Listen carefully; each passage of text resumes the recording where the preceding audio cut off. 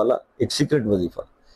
इसके लिए सिर्फ आपने करना ही है कि इसका एक ही एहतियात है कि आपने इसको करते हुए किसी से जिक्र नहीं करना कि मैं क्या कर रहा हूं या मैंने क्या पढ़ना है।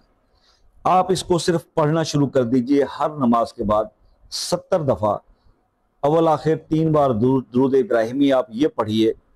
या मालिकुल मुल्क अल्लाह का नाम है, कुन फयकून इन्नल्लाह अला कुल्लि शैइन कदीर।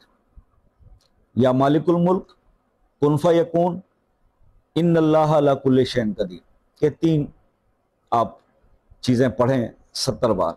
यानी मैंने एक बार पढ़ा तो एक बार काउंट हुआ ना, इन तीनों को एक बार पढ़ लिया एक बार काउंट हुआ, तो 70 टाइम्स आप पढ़ें और आखिर में फिर 3 बार दुरूद इब्राहिमी पढ़ें। तो आप देखेंगे जिक्र किसी ना कीजिएगा, हर नामुमकिन काम आपके लिए मुमकिन हो जाएगा। जिंदगी में आसानियां ही आसानियां हो जाएंगी। करना आपका काम, बताना हमारा काम, और रिजल्ट